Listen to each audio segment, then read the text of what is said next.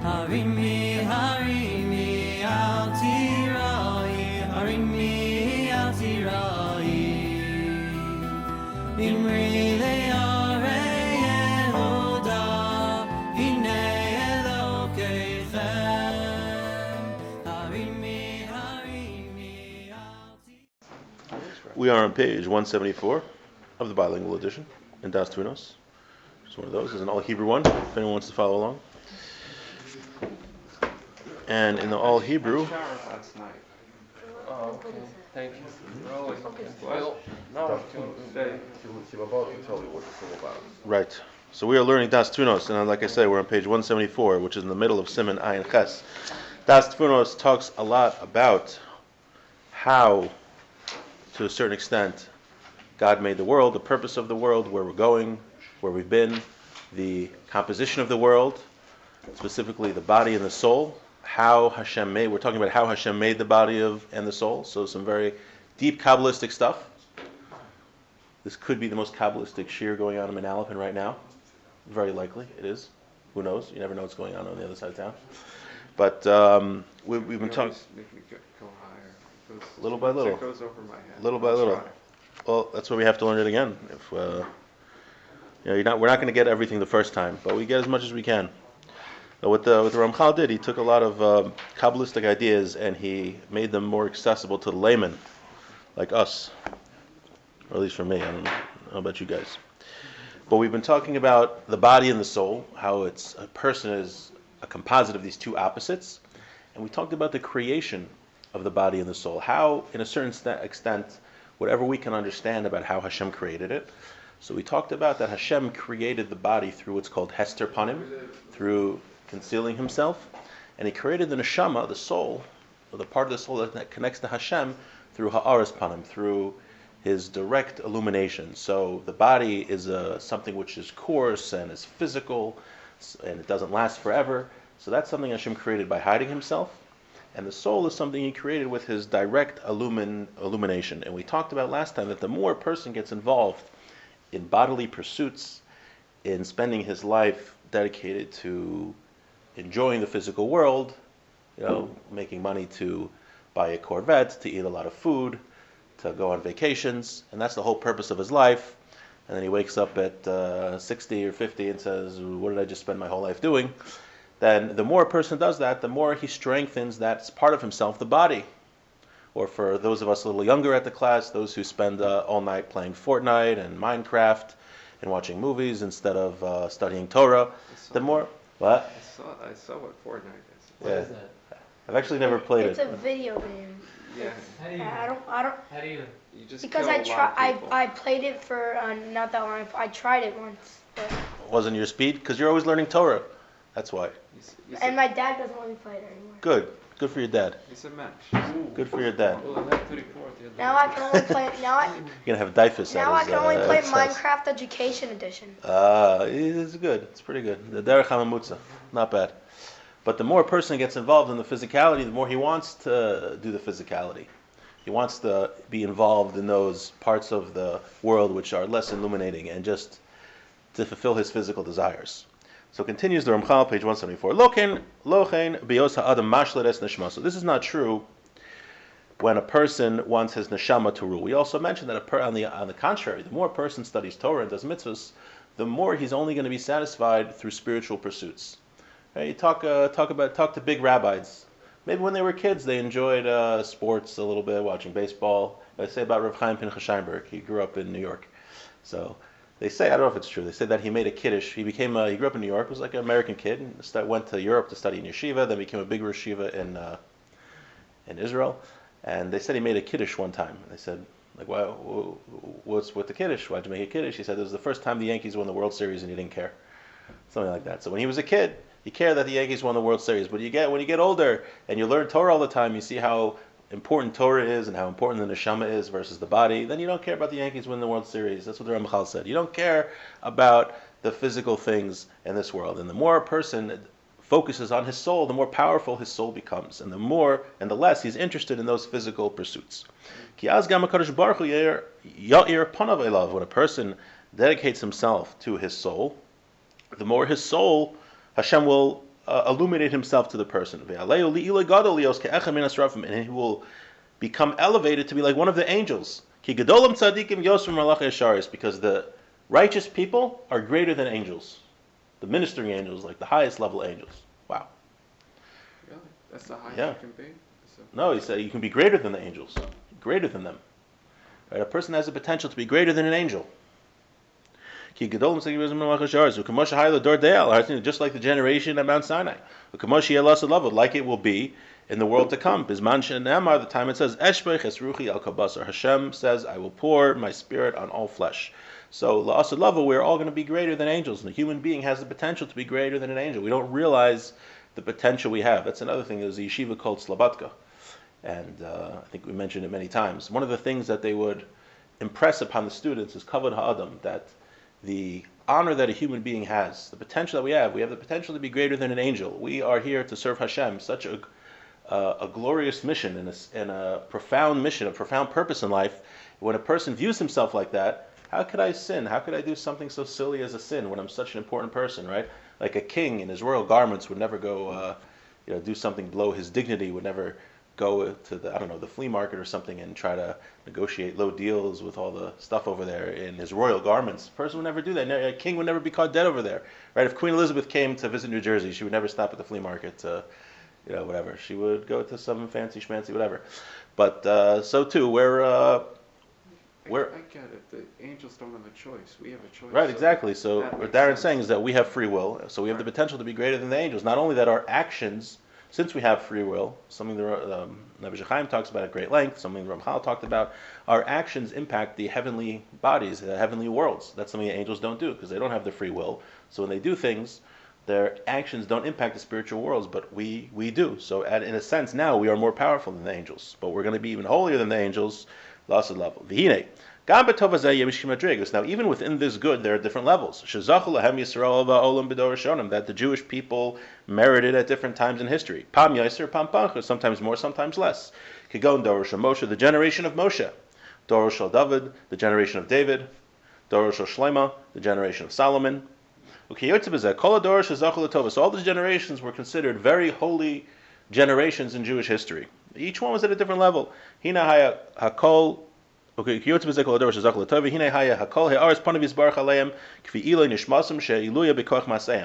of those generations merited to have Hashem shining His light upon them based on their actions. So the greater their actions were, the higher level that their soul achieved, the more that Hashem shined His countenance upon them. When we understand the details and the specifics, get down to the nitty-gritty of the body and the soul, and how they're related to Hashem concealing Himself and illuminating Himself, like it was created in all of these details. We will understand the general rules of how Hashem directs the world. Sometimes good and sometimes bad. God forbid. So we're saying that God created the soul through His illumination, and He created the body through hiding Himself. Now these two ways of Hashem illuminating Himself and Him hiding Himself are also the ways that Hashem directs world events. So we see that the way that the body and the soul were created is the same way, the same method as how Hashem directs the world. So the Ramchal is saying now when we understand the details of the body, we will also understand, in the soul, we will also understand the details of how Hashem directs the world. And he's going to talk about that in the next section. Sometimes good and sometimes bad. We see how much wisdom there is in how Hashem directs the world. We see how essential and how mankind is the center of creation. And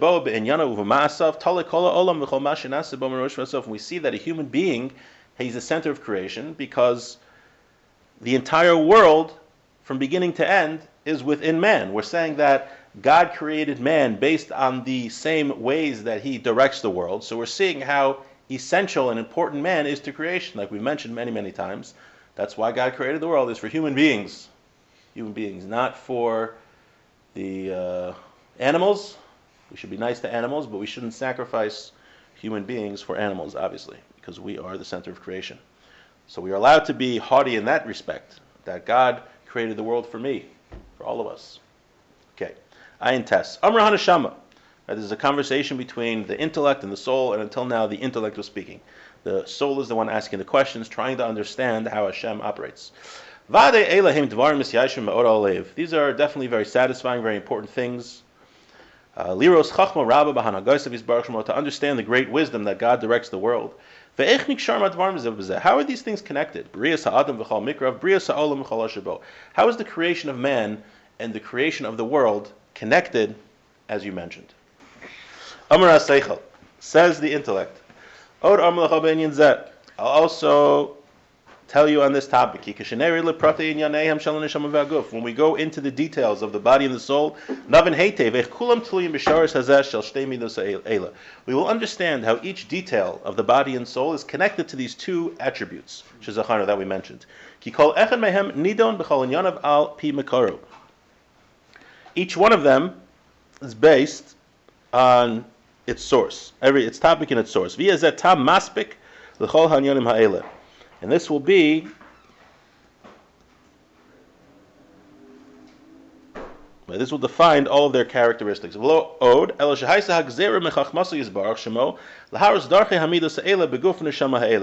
wanted that these attributes will show themselves in the body and the soul. Besides for the fact that the body was created through Hashem hiding himself, we'll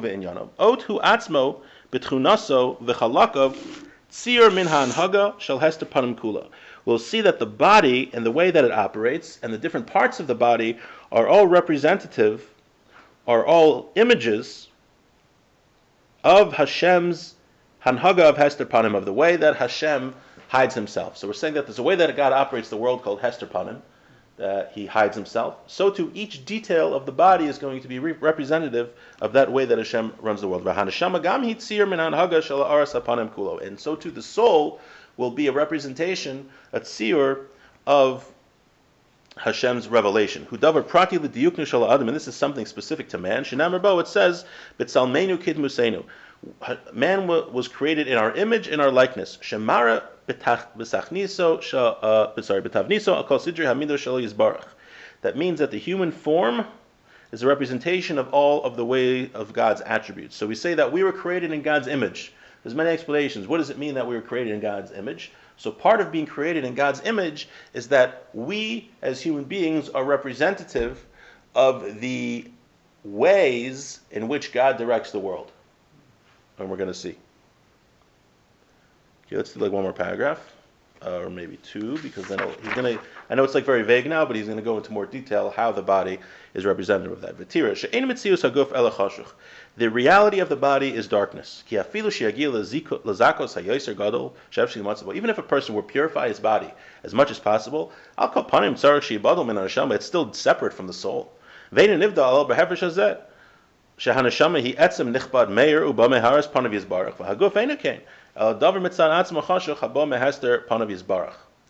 says that as a person could purify his body as much as possible, and his body will become very holy, but it's still going to be separated from the soul, different from the soul. It's not going to reach the level of the soul. What's the reason for that? The reason for that is the soul was created from Hashem's illumination, and the body was still, in the end of the day, created from Hester Panim, from Hashem hiding himself. But a person can purify his body until however, the place where it can get. And that means that it can get to such a high level that it's like sort of close to the soul, the body, but it's not really there yet. But in the end of the day, the soul is a soul. That there's not shaykh, hefsid, lacking, or degeneration at all about the soul. And the body, on the contrary, was something that degenerates according to its nature. Rather, it can just get to its purification, to the level that it can get. Let's do one more paragraph. V'tira od. See further. The body has different evarim, different parts, different limbs and different items within the body. Kol echad tashmishu. Everything serves a purpose.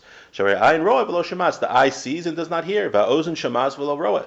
And the ear hears and doesn't see. Ma she'en kein haneshama. The soul is not like this. Shekol hakochos yesh ba. The soul has every force within it.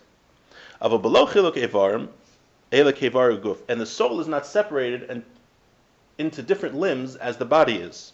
Alakula b'chol chelek. Rather, the entirety of the soul. V'zayadu. And this is known. Now we'll see. We will see how this comes forth from the introduction which we've placed. That the body was created through Hashem's hiding himself, and the soul through him enlightening the world. And this is a very important hakdama, a very important introduction. So what the Ramchal is now going to say is how we have eyes that see, and we have ears that hear, and a mouth that speaks. We're going to see how all of that is a representation of how God directs the world through Hester Panim. Right, we're in Hester Panim now. Purim, which is coming up, is Hester Panim. That means God directs the world in such a manner that is not readily evident that He's behind the scenes. We know He's behind the scenes, but it's not like He is splitting the sea as He did at the leaving of Egypt. So the way that God directs the world through Hester Panim is represented in the human body, how the human body was created. Why? The human body specifically, because the human body was created through Hester Panim, through the same attribute that God directs the world when He's hiding Himself. So we're going to see how every limb, every organ in our body is representative of this way that God directs the world. I think we'll stop here for today, because that was a lot of heavy lifting, a lot of heavy stuff. Well, I felt